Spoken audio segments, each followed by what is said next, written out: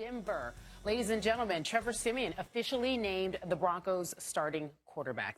All right, so was he right or was he wrong in deciding not to stand for the national anthem? That has been the debate. The response to Kaepernick has been extreme to measured. Take a listen.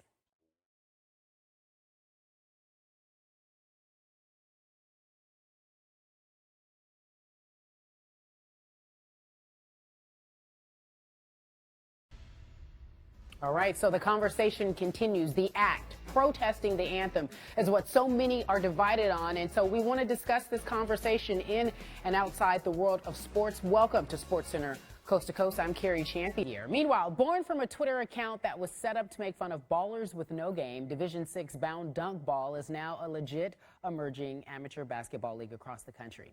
D6B hosted 32 teams from all over the Midwest at a tournament this summer. And our fan correspondent, Reese Waters, checked it out. Good morning, everyone, and welcome to SportsCenter Coast to Coast. I'm Cari Champion. The Vikings say that even though the recovery time will be significant, they expect Teddy to make a full recovery. That is where we begin today. So we mentioned you tore your ACL, your rookie season, and it was when you were with the Browns. Can you talk about recovering from that injury on and off the field? Marcus Lattimore never played again. 2008, Robert Edwards played just one more season. And the recovery time, obviously significant, but can he get back to who he is mentally? I believe he can. They don't have Teddy Bridgewater.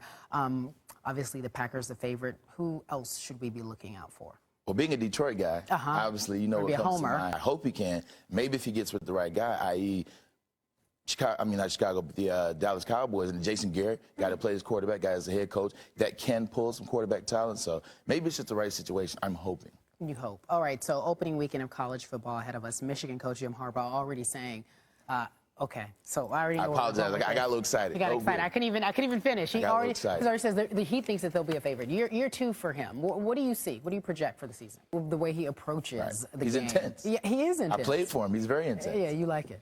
I do. It's intense. It scares people. Okay. So Braylon Edwards, SportsCenter Coast to Coast, your first time here, your debut. We'll have you back. I hope so. Okay. I love it out here. Okay. LA, it's good? I love everything about LA. All right. I'll send it back to you guys in studio, but there'll be more SportsCenter Coast to Coast coming up in just a few moments. So we welcome in Shelly Smith. She's in studio. USC returns 10 of 11 starters on offense this season. The only exception is at quarterback. So I will ask Shelly this. How has the offense progressed under this new head coach? Fired mid-season, right on the tarmac, begged for his job back, couldn't get it back. I was going to say, you got a prediction for me? No, we don't do that. No, okay. I keep myself out of hot water. We're not in the prediction business here. Our Shelly Smith, thank you so much for joining us on SportsCenter Coast to Coast, guys. Kareem Abdul-Jabbar here on SportsCenter Coast to Coast. So the first question for you, it was a beautiful piece that you wrote. How are those two examples alike? Well, I think I see it as being that both acts, when we refer to the Olympian and Colin Kaepernick, are both patriotic acts. We appreciate that dialogue there, but you also have a new book out, Writings on the Wall, Searching for New Equality Beyond Black and White. Thanks for joining us here on SportsCenter Coast to Coast. It's great talking with you. Thank you. You too as well. It's been a pleasure. All right. SportsCenter Coast to Coast, back in just a few moments.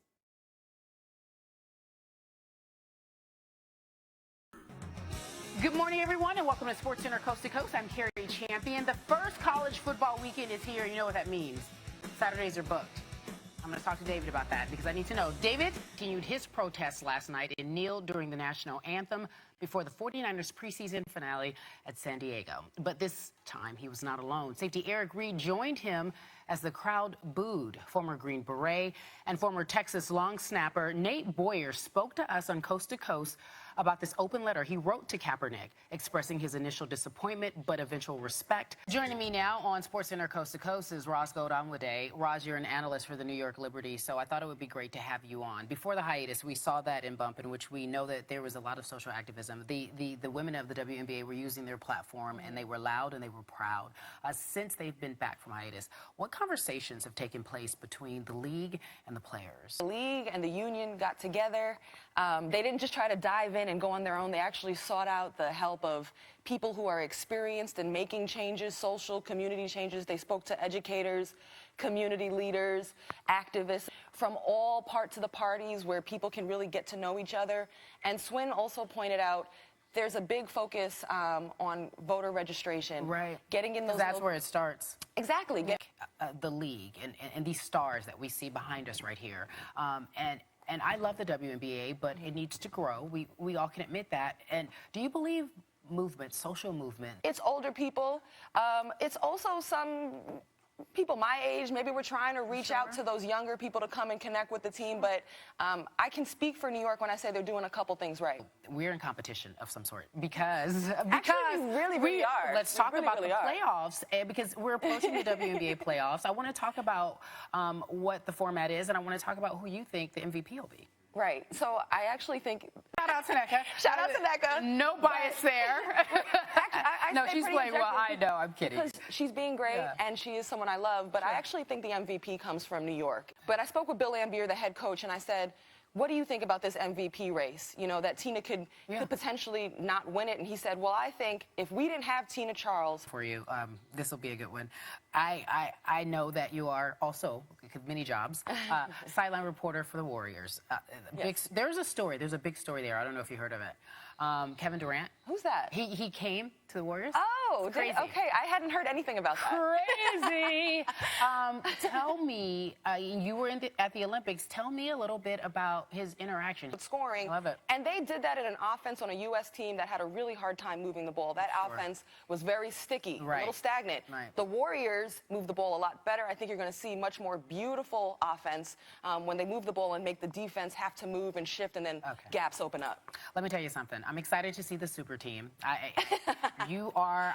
You sound like someone who's a Lakers fan. I am 100% a Lakers fan. I'm Team Luke. So we like Luke. Okay, so you guys, give it up for Ross. Thank you so much for being here. I appreciate it. You've enlightened us on all things WNBA and NBA. I appreciate you. Oh, thank you for having me, Cari. Good morning, everyone. Right here on the West. Welcome to Coast to Coast. I'm Cari Champion. Brazilian authorities continuing to investigate the circumstances around the alleged robbery involving Ryan Lochte and 3 other swimmers. Well, Jameis Winston's first season in the NFL saw him join Cam Newton and Andrew Luck as the only quarterbacks in NFL history to throw for more than 4,000 yards as a rookie. But Jameis did not have the most passing yards by a quarterback in the state of Florida last season. That honor went to the young man we just showed you, Jags, Blake Bortles, who threw for over 4,400 yards and 35 touchdowns. Both quarterbacks are on the field as the Jags and Buccaneers are holding joint practices, and SportsCenter on the road is there.